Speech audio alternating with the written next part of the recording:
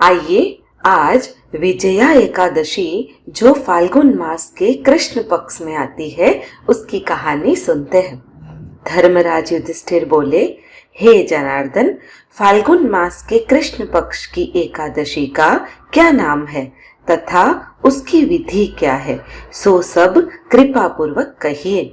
श्री कृष्ण भगवान बोले, हे राजन, फाल्गुन मास के कृष्ण पक्ष की एकादशी का नाम विजया है। उसके व्रत के प्रभाव से मनुष्य को विजय मिलती है। उस विजया एकादशी के महात्म्य श्रवण व पठन से समस्त पाप नष्ट हो जाते हैं। उसकी व्रत कथा कुछ इस प्रकार है।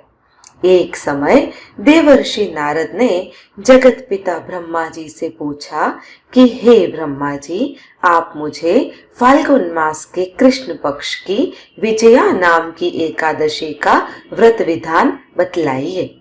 ब्रह्मा जी बोले, हे नारद, विजया एकादशी का व्रत प्राचीन तथा नए पापों को नष्ट करने वाला है। इस विजया एकादशी की विधि मैंने आज तक किसी से नहीं कही है। यह समस्त मनुष्यों को विजय प्रदान करती है।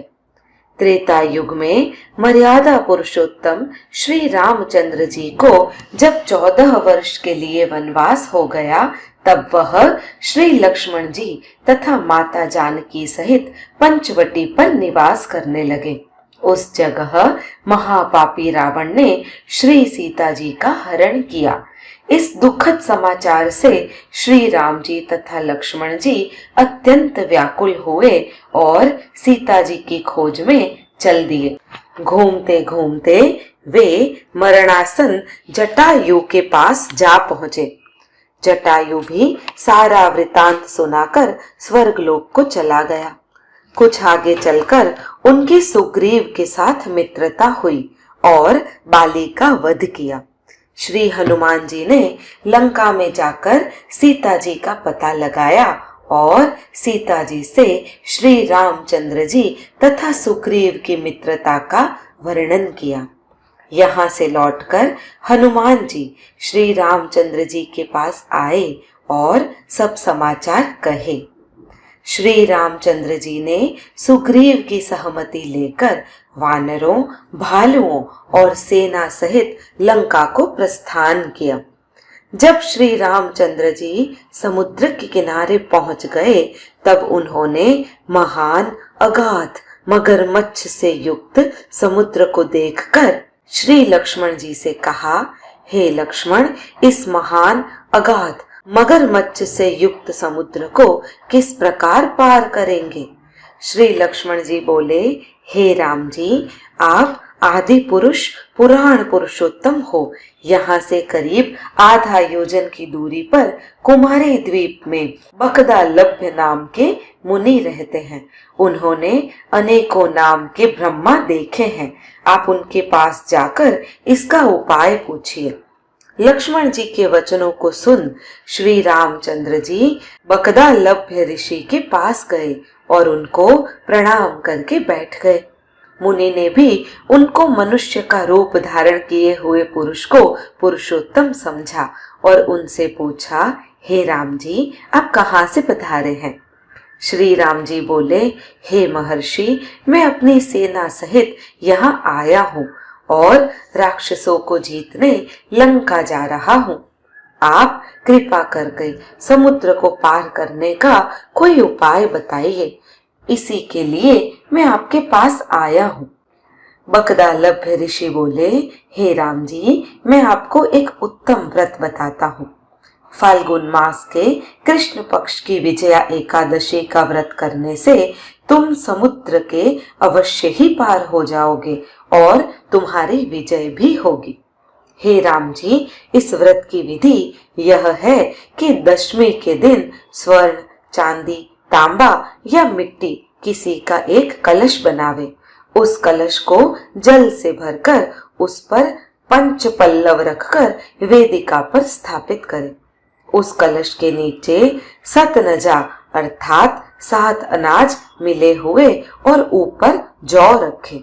उस पर श्री नारायण भगवान की स्वर्ण की प्रतिमा स्थापित करें। एकादशी के दिन स्नान आदि नित्य कर्म से निवृत्त होकर धूप, दीप, नैवेद्य, नारियल आदि से भगवान की पूजा करें।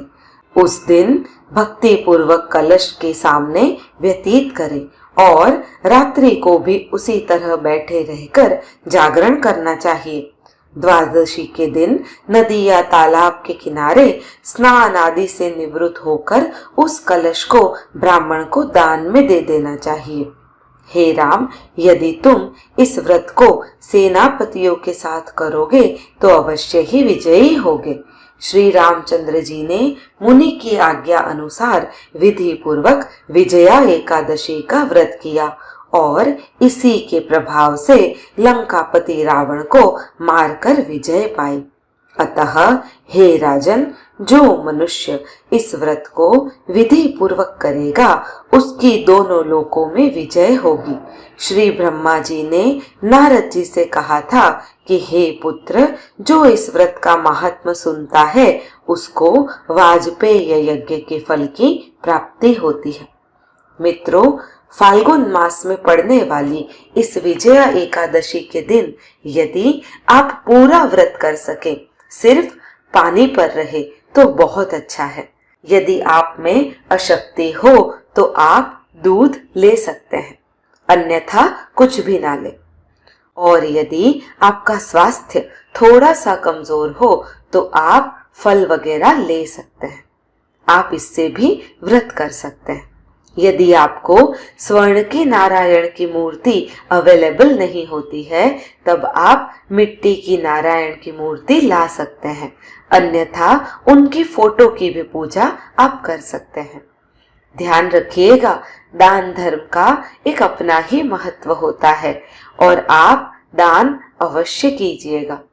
पीली वस्तु का दान नारायण को बहुत अच्छा लगता है और प्रसाद में केले भी उन्हें अति प्रिय है। यदि आप प्रसाद में केले धराते हैं और किसी भी पीली वस्तु का दान आप करते हैं तो नारायण आप पे प्रसन्न हो जाते हैं। तो मित्रों, यदि आपको मेरा ये वीडियो पसंद आया हो तो लाइक कीजिए, शेयर कीजिए और हाँ, चैनल यदि अभी तक सब्सक्राइब नहीं किया है तो कर दीजिए। धन्यवाद।